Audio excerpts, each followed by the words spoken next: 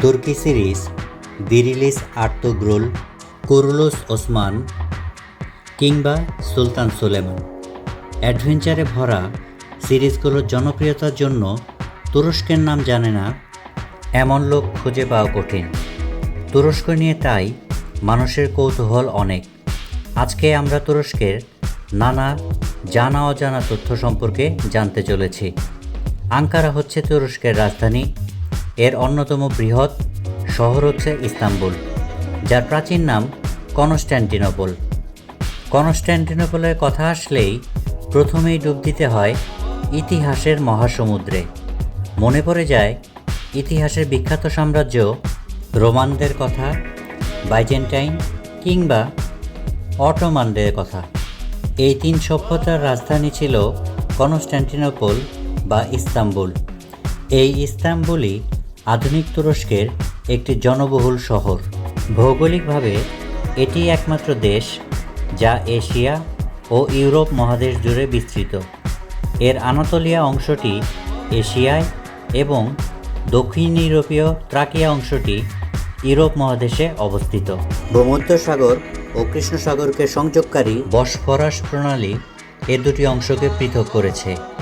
দুটি মহাদেশে অবস্থিত হওয়ায় ইতিহাস, ঐতিহ্য এবং রাজনৈতিক নানা কারণে তুরস্ক অত্যন্ত গুরুত্বপূর্ণ।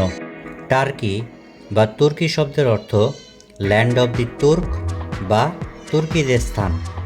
এখান থেকে দেশের নাম টার্কি বা তুরস্ক, যদিও বর্তমানে এই নাম পরিবর্তন করে টার্কিয়ে রাখা হয়েছে। ইতিহাস ঘাঁটলে জানা যায় ১৩শত শতকে অটোমান বা ওসমানীয় সাম্রাজ্য প্রতিষ্ঠিত হয়। আর্তুগ্রুল গাজী ও সেলজুক সম্রাজ্ঞী হালিমা খাতুনের ঘরে জন্ম নেওয়া ওসমান গাজীর নাম অনুসারে ওসমানীয় সাম্রাজ্য বা অটোমান সাম্রাজ্যের নামকরণ করা হয়। আব্বাসীয় খিলাফতের পতনের পর সুলতান ওসমান ওসমানীয় খিলাফত প্রতিষ্ঠা করেন এবং মুসলমানদের খলিফা হিসেবে নিজেকে ঘোষণা করেন।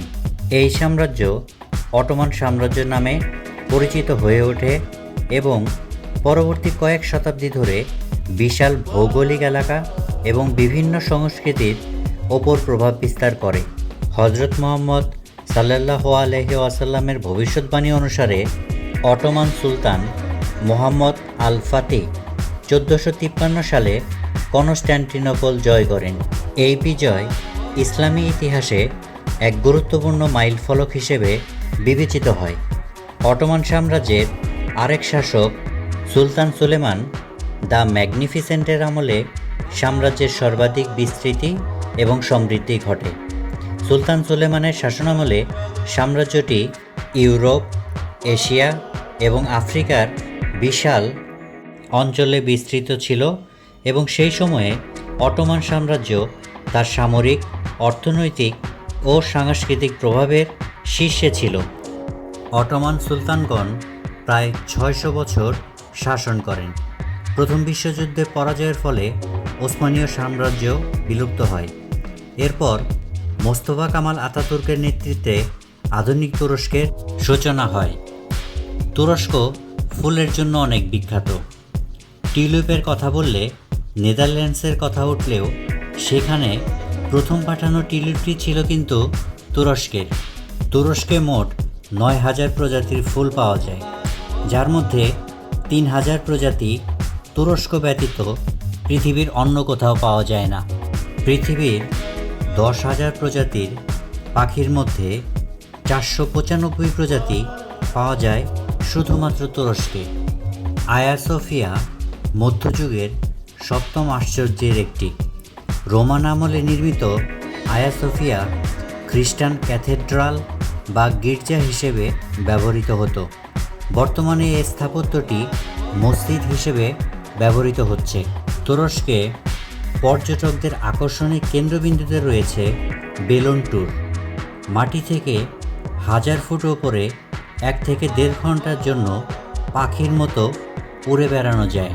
তুরস্ক এতটাই বৈচিত্র্যময় দেশ যে এক ভিডিওতে এটি বর্ণনা করা প্রায় অসম্ভব। এমন আরও জানা অজানা তথ্য জানতে চোখ রাখুন স্বপ্নীর মরুভূমি চ্যানেলে। সাথে অবশ্যই সাবস্ক্রাইব বাটন অন করে রাখবেন। ধৈর্য ধরে দেখার জন্য অসংখ্য ধন্যবাদ।